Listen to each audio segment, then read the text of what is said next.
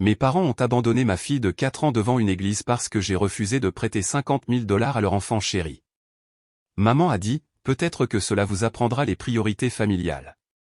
Ma sœur a ri, ne t'inquiète pas, tu en auras un autre.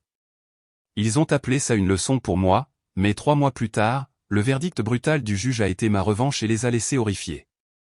Je n'aurais jamais pensé publier quelque chose comme ça, mais j'ai besoin de me confier. Il y a 18 mois, mon monde s'est écroulé lorsque mes propres parents ont abandonné ma fille de 4 ans, Stella, devant une église parce que je n'ai pas voulu donner 50 000 $ à ma sœur, Méline. Aujourd'hui, je les ai vus faire face aux conséquences de leurs actes devant le tribunal, et je n'arrive toujours pas à croire comment tout s'est déroulé. Laissez-moi commencer par le début. Je suis une mère célibataire de 29 ans travaillant comme ingénieur en logiciel. Le père de Stella est mort dans un accident de voiture alors qu'elle n'avait que 18 mois, nous laissant un versement d'assurance vie décent que j'ai géré avec soin. Mes parents, Mélodie et Andrew, ont toujours favorisé ma sœur aînée, Méline.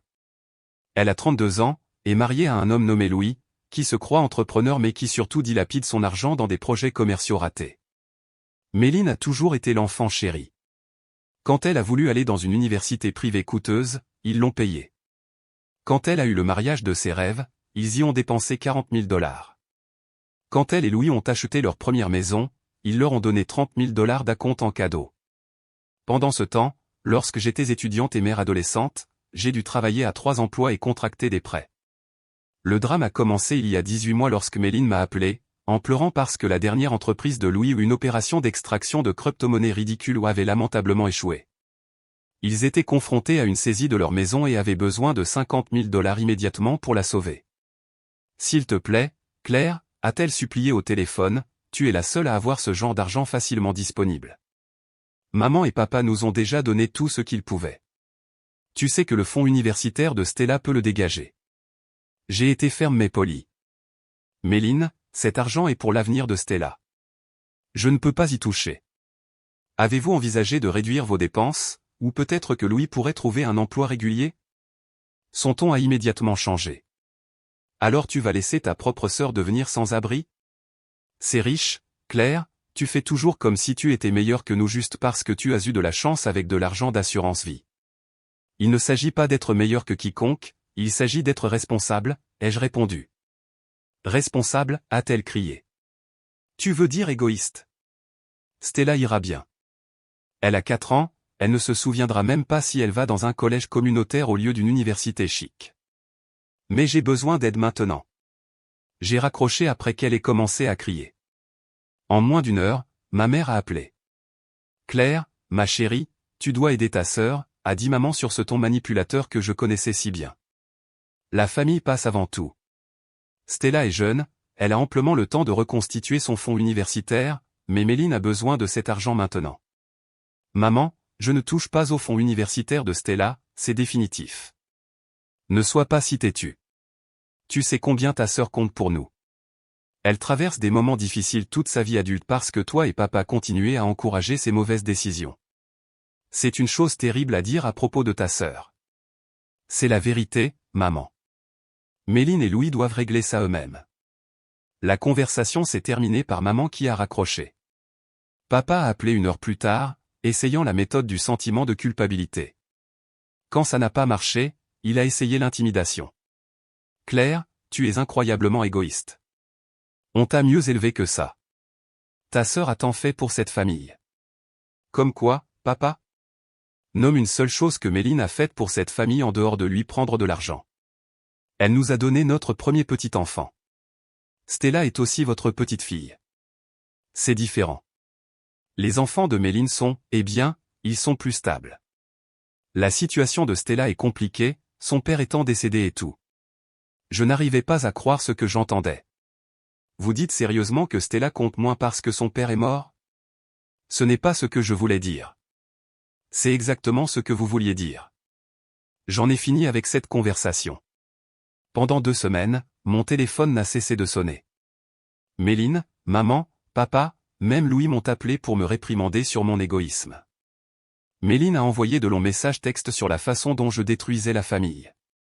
Maman a envoyé des photos culpabilisantes de Méline en pleurs. Papa a menacé de me rayer du testament, comme si je m'en souciais. Puis est arrivé ce terrible samedi matin, il y a 15 mois. J'ai dû faire des heures supplémentaires sur un projet critique, et ma babysitter habituelle était malade. Désespéré, j'ai appelé mes parents, espérant qu'ils se seraient suffisamment calmés pour aider avec Stella pendant quelques heures. Bien sûr, ma chérie, a dit maman, d'un ton étonnamment chaleureux. Nous aimerions passer du temps avec Stella. Nous viendrons la chercher à 9 heures.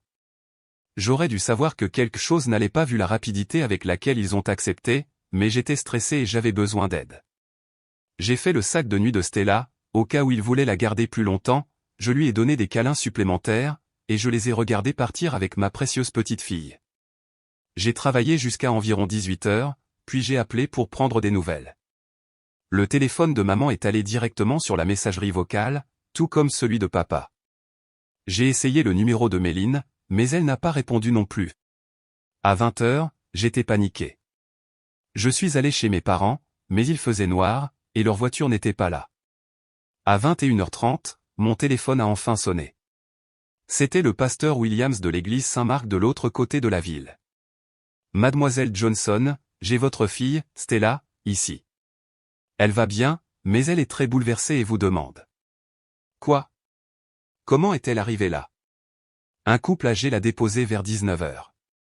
Ils ont dit qu'elle vous appartenait et que vous viendriez la chercher lorsque vous auriez appris votre leçon sur les priorités familiales. Ils ont laissé ce mot. J'ai couru à l'église, le cœur battant. Stella était assise dans le bureau du pasteur Williams, serrant son lapin en peluche et sanglotant. Quand elle m'a vu, elle s'est jetée dans mes bras. Maman, grand-maman et grand-papa m'ont laissé ici. Ils ont dit que tu devais apprendre à mieux partager, et puis ils sont partis. Le pasteur Williams m'a remis un mot manuscrit de ma mère, Claire, peut-être que cela vous apprendra les priorités familiales. Stella est en sécurité, mais elle restera ici jusqu'à ce que tu comprennes que la famille signifie s'entraider. Appelez-nous lorsque vous serez prête à faire ce qu'il faut pour Méline. Je tremblais de rage et d'incrédulité. Ils avaient abandonné ma fille de 4 ans dans une église, comme si c'était un bagage. Stella était traumatisée, me demandant encore et encore pourquoi grand-maman et grand-papa l'avaient laissée avec des inconnus. Le pasteur Williams était horrifié lorsque j'ai expliqué la situation. C'est de l'abandon d'enfants, a-t-il dit. Vous devriez appeler la police immédiatement. J'aurais dû les appeler au moment où cela s'est produit, mais j'ai pensé que c'était une urgence familiale. Je suis tellement désolé d'avoir attendu. Je suis rentré à la maison avec Stella, qui s'est endormie en pleurant dans mes bras. Une fois qu'elle fut installée, j'ai appelé mes parents. Maman a répondu au premier coup de fil. Êtes-vous prête à être raisonnable maintenant, a-t-elle demandé avec suffisance. Comment avez-vous pu faire ça à Stella? Elle a 4 ans. Vous avez abandonné un enfant. Nous ne l'avons pas abandonné, nous l'avons laissé quelque part en sécurité où nous savions que tu la trouverais. C'était une leçon, Claire. Parfois, les parents doivent faire des choix difficiles pour apprendre à leurs enfants ce qui compte vraiment. Ce qui compte vraiment? Stella est ce qui compte. C'est votre petite fille, et Méline est votre sœur. Stella va surmonter ça, mais Méline pourrait perdre sa maison. Maman, ce que vous avez fait est littéralement un crime. C'est de l'abandon d'enfant. Elle a ri, elle a vraiment ri. Ne sois pas si dramatique. Nous sommes une famille, personne ne va porter plainte pour un désaccord familial. Le lendemain, Méline m'a appelé. Elle rigolait. J'ai entendu parler de la petite aventure de Stella hier, a-t-elle dit. Maman et papa m'ont tout raconté. Une technique parentale assez créative, si vous voulez mon avis. Méline, ils ont abandonné ta nièce dans une église. Oh, ne sois pas si dramatique. Elle allait bien, n'est-ce pas? Écoute, Claire, ils ont fait passer leur message. Stella va bien, mais je pourrais être sans abri la semaine prochaine. Donne-moi juste l'argent, et nous pouvons tous passer à autre chose après cette situation ridicule. Situation ridicule? Ils ont traumatisé ma fille. Traumatisée. Elle a 4 ans, elle a probablement pensé que c'était une aventure. Les enfants sont résilients, tu sais. Ce qui est vraiment traumatisant, c'est de voir sa maison d'enfance saisie parce que ta sœur est trop égoïste pour aider. Je n'arrive pas à croire que tu sois d'accord avec ce qu'ils ont fait. Je suis plus qu'accord. Je pense que c'était brillant. Ne t'inquiète pas, Claire, si ça ne marche pas, tu auras juste un autre enfant un jour. Mais je n'ai qu'une seule chance de sauver ma maison. J'ai raccroché et j'ai immédiatement appelé la police. Le détective Morrison a pris ma déclaration et était visiblement dégoûté par ce qui s'était passé. Madame, c'est certainement de l'abandon d'enfants et de la mise en danger d'enfants. Nous devrons parler à votre fille, mais nous serons très doux. Nous aurons également besoin du mot que votre mère a laissé. Quel genre d'accusation envisageons-nous? Abandon d'enfants au premier degré, mise en danger d'enfants, éventuellement mise en danger imprudente. Vos parents pourraient faire face à des accusations de crime. Les jours suivants ont été un tourbillon. Stella a dû être interrogée par une psychologue pour enfants, ce qui m'a brisé le cœur. Elle faisait encore des cauchemars sur le fait d'avoir été laissée à l'église et continuait à demander si grand-maman et grand-papa allaient venir la chercher à nouveau. Le détective Morrison m'a appelé 3 jours plus tard. Nous lançons des mandats d'arrêt contre vos parents. Nous avons suffisamment de preuves entre le témoignage de votre fille, la déclaration du pasteur et le mot qu'ils ont laissé. Le procureur prend cela très au sérieux. Mes parents ont été arrêtés à leur domicile le lendemain matin. Les médias locaux ont repris l'histoire, grands-parents arrêtés pour avoir abandonné une fillette de 4 ans à l'église dans un différend financier. Méline m'a appelé, en criant. « Comment as-tu pu faire ça à maman et papa? Ils sont en prison à cause de toi. Ils sont en prison parce qu'ils ont abandonné ma fille. Ce n'était qu'une leçon? Tu détruis cette famille à cause de l'argent. » Non, Méline, ils ont détruit cette famille lorsqu'ils ont décidé que Stella était des dommages collatéraux acceptables dans leur plan pour me faire financer les échecs de ton mari. L'histoire est devenue virale sur les médias sociaux. Les photos judiciaires de mes parents étaient partout sur Facebook, avec une histoire de ce qu'ils avaient fait. Les commentaires étaient massivement favorables à moi et critiques envers eux. Les gens les appelaient des monstres, des grands-parents diaboliques, et pire encore. L'employeur de Méline a vu le reportage et le lien avec sa famille. Elle travaillait dans un cabinet d'avocats prestigieux qui était très soucieux de son image, et le fait d'avoir une employée dont les parents avaient été arrêtés pour abandon d'enfants n'était pas une bonne chose. Elle a été discrètement priée de démissionner. La famille de Louis, qui envisageait d'investir dans sa prochaine entreprise, a vu les nouvelles et a immédiatement retiré son offre. Il ne voulait rien avoir à faire avec le drame familial et la mauvaise publicité créée par mes parents. Mes parents ont été libérés sous caution après 3 jours de prison, mais les dégâts étaient faits. Leurs voisins avaient vu les nouvelles, les amis de golf de papa l'évitaient, le club de lecture de maman l'avait expulsé. Ils sont devenus des parias sociaux du jour au lendemain. Ils ont engagé un avocat coûteux, épuisant leurs économies de retraite. L'avocat a essayé de faire réduire les charges, arguant qu'il s'agissait d'une affaire familiale et que Stella n'a jamais été vraiment en danger, mais le procureur n'a pas accepté. Vos clients ont abandonné une enfant de 4 ans dans une église pour contraindre leur fille à donner de l'argent à un autre membre de la famille, a déclaré le procureur lors d'une audience préalable à laquelle j'ai assisté. C'est un cas typique de mise en danger et d'abandon d'enfant. Le fait qu'il s'agisse d'une famille rend les choses pires, et non meilleures. Pendant ce temps, j'ai dû faire face au traumatisme de Stella. Elle voyait un thérapeute pour enfants 2 fois par semaine et faisait encore des cauchemars. Le thérapeute a dit qu'il faudrait des mois, voire des années, à Stella pour se remettre complètement du traumatisme de l'abandon. L'affaire a été jugée 8 mois plus tard. L'avocat de mes parents a essayé toutes les défenses possibles. Ils ont prétendu qu'ils essayaient de me donner une leçon sur les valeurs familiales. Ils ont soutenu que Stella n'a jamais été en réel danger parce qu'ils savaient que je la trouverais. Ils ont même essayé de prétendre que j'étais la mauvaise mère pour les avoir forcés à prendre des mesures aussi drastiques. Rien de tout cela n'a fonctionné. Le jury était particulièrement dégoûté par le mot que ma mère avait laissé et par le témoignage de Stella par liaison vidéo, où elle a décrit en larmes combien elle avait eu peur lorsque grand-maman et grand-papa l'avaient laissée avec des inconnus. L'accusation a brossé un tableau clair, 2 adultes avaient utilisé une enfant de 4 ans comme levier dans un différend financier, la traumatisant au passage. Ils l'avaient planifié, m'avaient menti pour avoir accès à Stella, et n'avaient montré aucun remords pour leurs actes. Méline a même témoigné en leur faveur, essayant de soutenir que j'étais la vraie méchante pour avoir refusé d'aider la famille. Son témoignage s'est retourné contre elle lorsqu'elle a répété son commentaire sur le fait que je pouvais avoir un autre enfant, ce qui a horrifié le jury. Avez-vous vraiment dit à votre sœur qu'elle pouvait simplement avoir un autre enfant après que vos parents aient abandonné sa fille, a demandé le procureur. Je ne le pensais pas littéralement, a balbutié Méline. Je voulais juste dire qu'elle est jeune, elle pourrait avoir d'autres enfants un jour, mais je n'aurai peut-être jamais une autre chance de sauver ma maison. Donc, Selon vous, votre maison était plus importante que le bien-être émotionnel de votre nièce de 4 ans. Ce n'est pas ça que je veux dire, c'est compliqué. Le jury a délibéré moins de 2 heures, coupable sur toutes les accusations pour mes 2 parents. Aujourd'hui, c'était le jour de la sentence. Je me suis assise dans la galerie avec le thérapeute de Stella lorsque le juge Bénéathan a lu le verdict. Cette affaire représente l'un des actes de mise en danger d'enfants les plus cruels et les plus manipulateurs que j'ai vus en 20 ans sur le banc, a commencé le juge.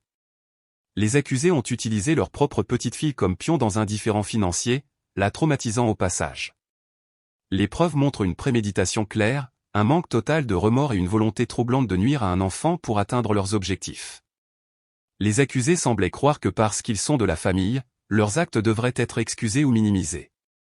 Je rejette totalement cette notion. Si quoi que ce soit, le fait qu'ils aient trahi la confiance de leur propre fille et de leur petite-fille rend leurs actes plus répréhensibles, et non moins. Le juge a condamné le père à 24 mois de prison et à 3 ans de probation, la mère a obtenu 20 mois de prison et 3 ans de probation. Tous deux ont été contraints de payer les frais de thérapie de Stella et ont dû suivre des cours de parentalité et de gestion de la colère. De plus, le juge a poursuivi, je délivre une ordonnance de non-communication interdisant aux accusés de contacter la victime, Stella Johnson, ou sa mère, Claire Johnson, pendant une période de 4 ans. Toute violation de cette ordonnance entraînera des accusations criminelles supplémentaires. Méline a crié de la galerie. C'est faux. Ce sont ses grands-parents, vous ne pouvez pas les éloigner de leur petite fille. Madame, si vous ne vous taisez pas, je vous tiendrai pour coupable d'outrage à magistrat, a averti le juge Bénéathan. Le juge n'avait pas fini.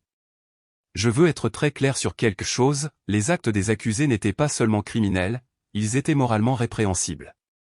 Ils ont pris une enfant de 4 ans et l'ont utilisée comme levier contre sa propre mère. Ils ont traumatisé cet enfant pour de l'argent. Ce n'est pas de la loyauté familiale, c'est de la maltraitance d'enfant.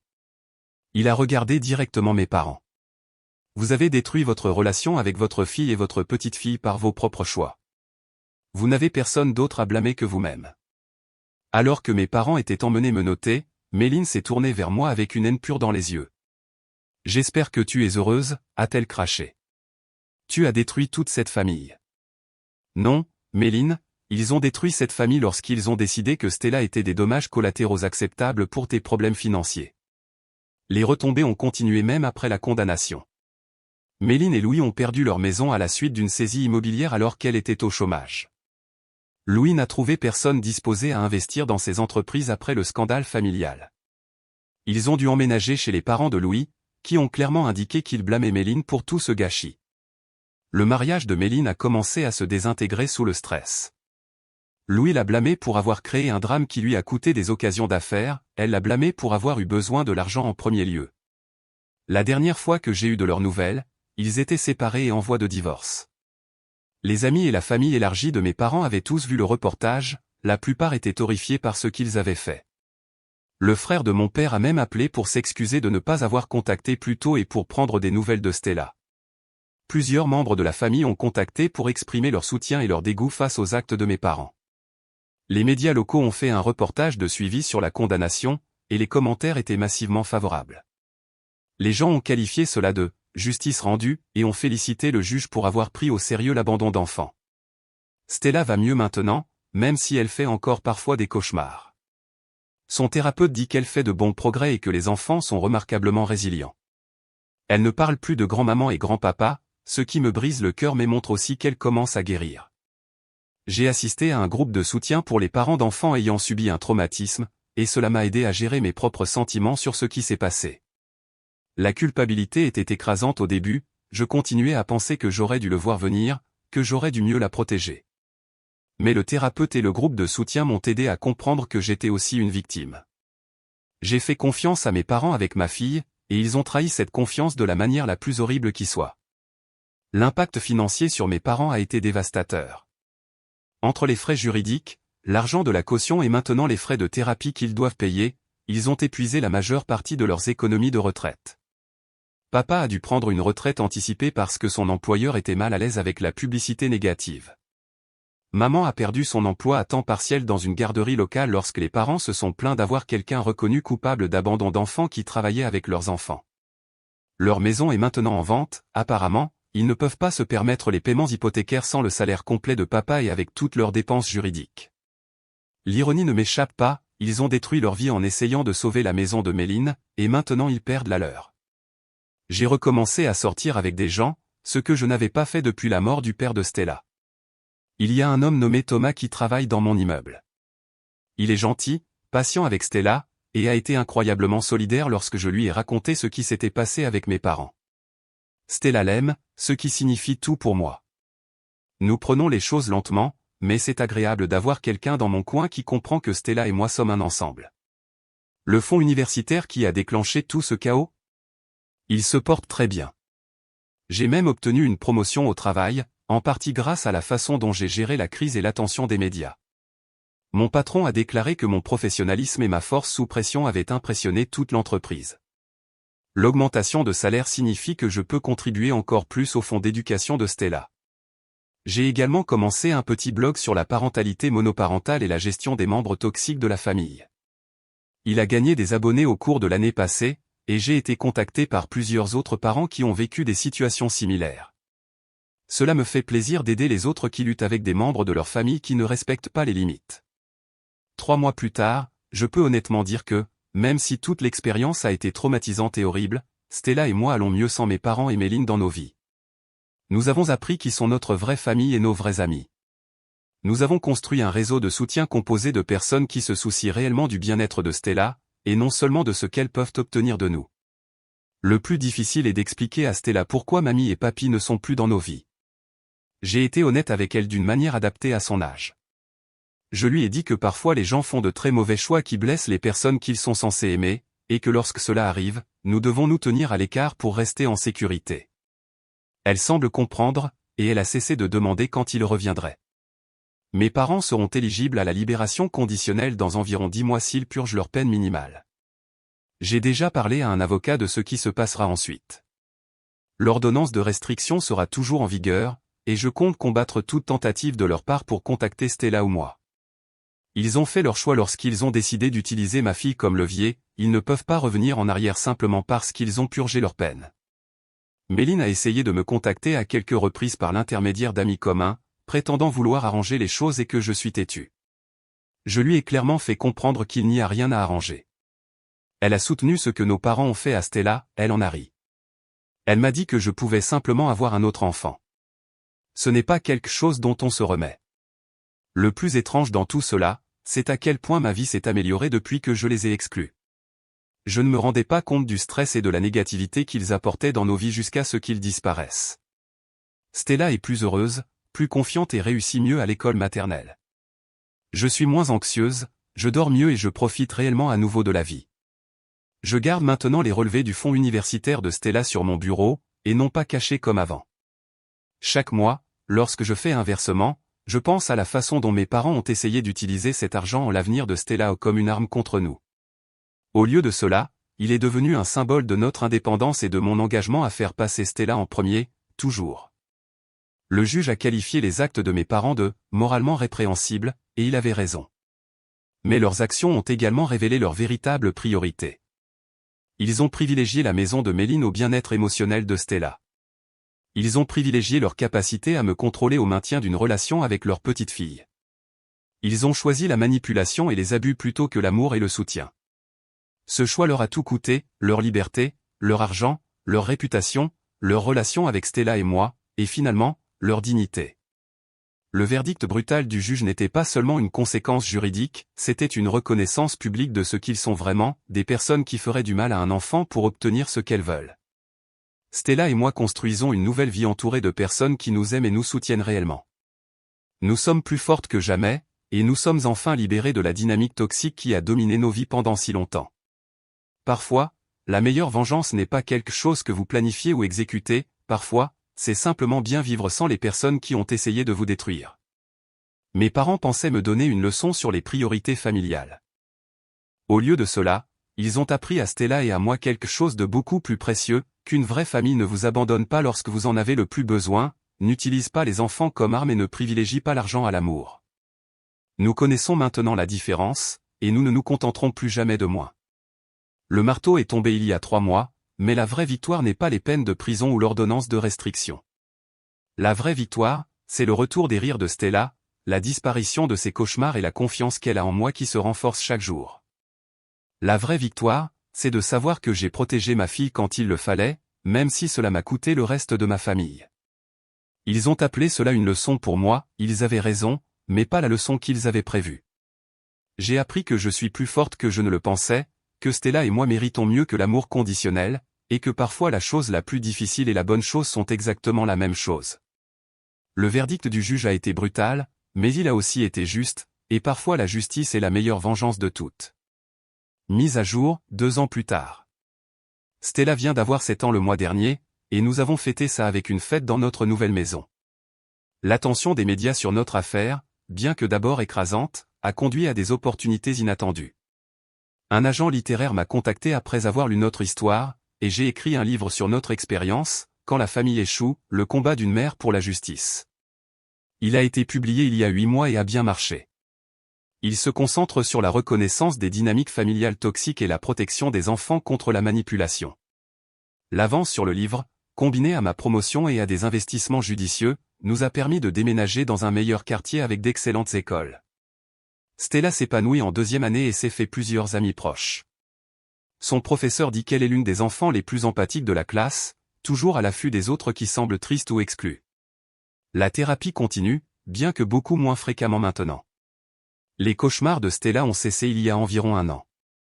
Le docteur Toya, sa thérapeute, dit que Stella a traité le traumatisme remarquablement bien.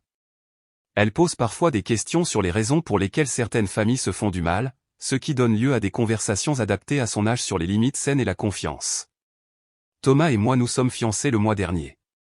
Il m'a fait sa demande lors d'un dîner tranquille à la maison pendant que Stella jouait avec ses blocs à proximité.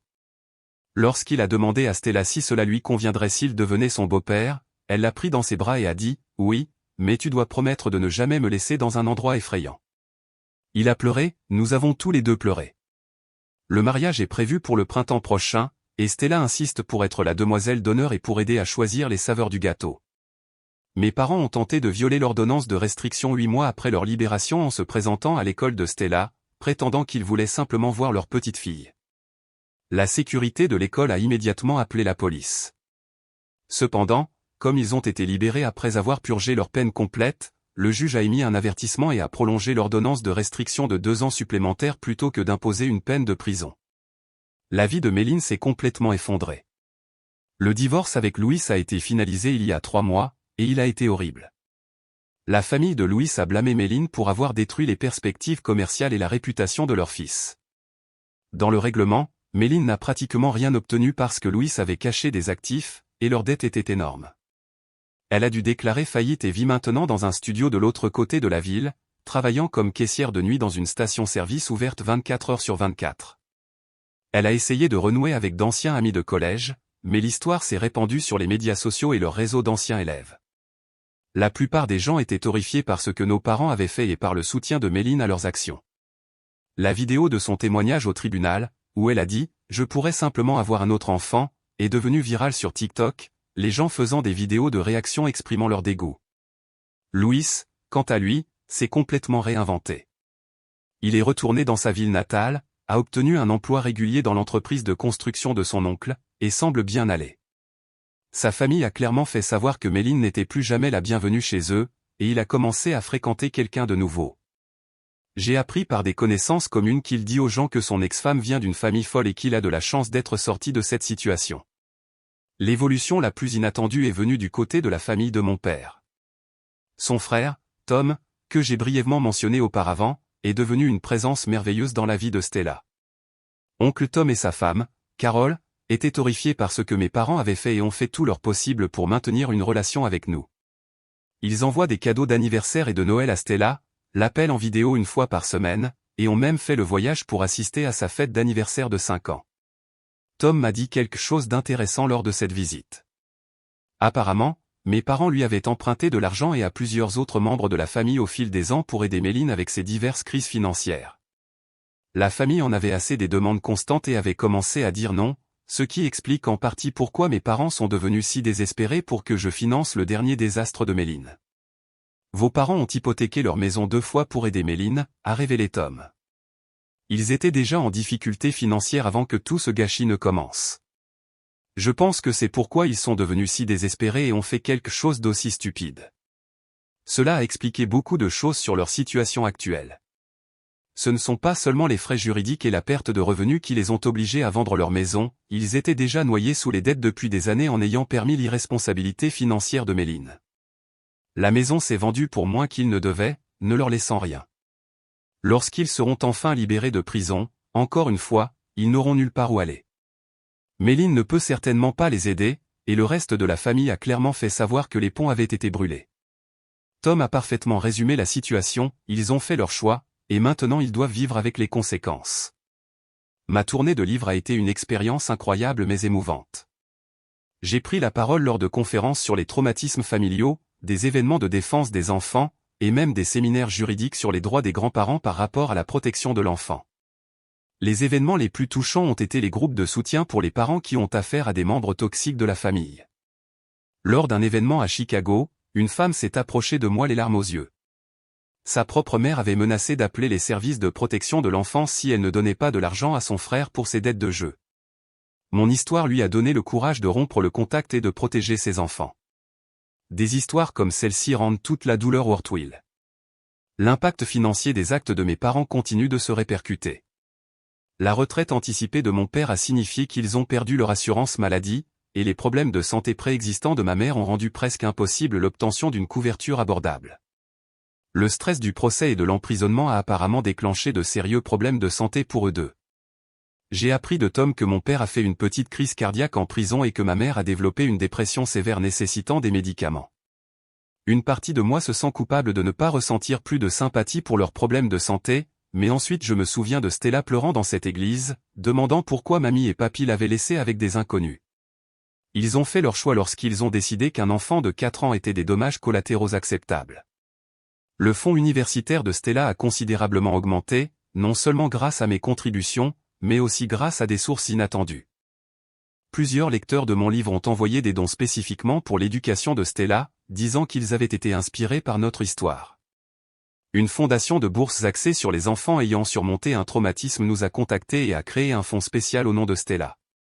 Entre tout cela et les redevances du livre, l'éducation de Stella est plus assurée que jamais. J'ai également créé une organisation à but non lucratif appelée la Fondation Enfants d'abord, qui fournit une assistance juridique aux parents qui ont affaire à des membres de la famille qui utilisent les enfants comme levier dans les différends. Nous avons aidé des dizaines de familles à naviguer dans des situations similaires aux nôtres, en les mettant en contact avec des avocats, des thérapeutes et des ressources de soutien. La fondation est financée en partie par les redevances de mon livre et en partie par des dons de personnes qui ont entendu notre histoire. Le précédent juridique créé par notre affaire a été cité dans plusieurs autres affaires d'abandon d'enfants à travers le pays. Les procureurs ont cité la déclaration de condamnation du juge Benathan sur les relations familiales, rendant de telles actions plus répréhensibles, et non moins, dans leurs propres affaires. Notre avocat familial dit que cela est devenu connu dans les milieux juridiques comme la norme Johnson, pour la gravité avec laquelle les dangers liés aux enfants dans le cadre familial doivent être traités. Stella a commencé à poser des questions plus sophistiquées sur la situation en vieillissant. La semaine dernière, elle m'a demandé, « Maman, pourquoi mamie et papy pensaient-ils que la maison de Méline était plus importante que moi ?» Je lui ai expliqué aussi simplement que possible, parfois, les gens sont confus sur ce qui est vraiment important. Ils pensaient qu'aider tante Méline avec de l'argent était plus important que de vous garder en sécurité et heureuse, mais ils avaient tort. Le regrette-t-il maintenant, a-t-elle demandé. Je ne sais pas, ma chérie. Parfois, les gens ont du mal à admettre qu'ils ont fait de grosses erreurs. J'espère qu'ils le regrettent, a-t-elle dit pensivement, parce que ce qu'ils ont fait était vraiment méchant. La sagesse des enfants ne cesse de m'étonner. À 4 ans, Stella comprend quelque chose que mes parents ne semblent toujours pas saisir, que leurs actes étaient fondamentalement cruels et mauvais. Thomas a été incroyable tout au long de cette longue épreuve. Lorsque mes parents ont violé l'ordonnance de restriction à l'école de Stella, il a immédiatement quitté son travail pour nous rejoindre et s'assurer que nous étions en sécurité. Il n'a jamais essayé de remplacer le père de Stella ou de se forcer dans un rôle pour lequel elle n'était pas prête. Au lieu de cela, il a gagné sa confiance et son amour par sa constance, sa gentillesse et le respect de nos limites. Stella a commencé à l'appeler « Papa Thomas », ce qui me fait fondre le cœur à chaque fois. Elle m'a dit qu'elle aimait avoir un papa au ciel qui veille sur elle et un papa Thomas qui prend soin d'elle ici. La simplicité et la beauté de la façon dont les enfants traitent les situations complexes continuent de m'inspirer. La planification du mariage a été une joie, rendue encore plus spéciale par l'enthousiasme de Stella pour toute l'affaire. Elle a aidé à choisir les fleurs, à faire des tests de dégustation de gâteaux, et a même donné son avis sur ma robe. La famille de Thomas nous a complètement accueillis, donnant à Stella la famille élargie aimante qu'elle mérite. Alors que j'écris cette mise à jour, je suis assise dans notre nouvelle cour arrière à regarder Stella jouer sur le jeu de balançoire que Thomas a installé le week-end dernier. Elle rit et m'appelle pour que je la regarde monter plus haut. Ses peurs et ses traumatismes de ce jour horrible sont de plus en plus dans le passé. Voilà à quoi devrait ressembler une famille: amour, soutien, sécurité et joie. Mes parents pensaient me donner une leçon sur les priorités familiales. Au lieu de cela, ils m'ont appris la différence entre les parents biologiques et la famille choisie. Ils m'ont appris que parfois, protéger votre enfant signifie rompre les liens avec des personnes qui partagent votre ADN. Ils m'ont appris que le véritable amour ne vient pas avec des conditions ou des ultimatums. Plus important encore, ils ont appris à Stella et à moi que nous sommes plus fortes que nous ne le pensions, que nous méritons mieux que l'amour conditionnel, et que la justice, même si elle est parfois retardée, peut en fin de compte prévaloir. Le verdict du juge a été brutal pour eux, mais il a été libérateur pour nous. Nous sommes la preuve vivante que parfois la meilleure vengeance est de bien vivre, entouré de personnes qui vous aiment et vous protègent vraiment. Le cauchemar qui a commencé par un appel téléphonique exigeant de l'argent s'est terminé par Stella et moi trouvant notre vraie famille, les personnes qui choisissent de nous aimer sans condition, qui célèbrent notre bonheur et qui n'utiliseraient jamais un enfant comme arme dans un différend. Nous ne survivons pas seulement, nous nous épanouissons, et c'est la vengeance la plus puissante de toutes.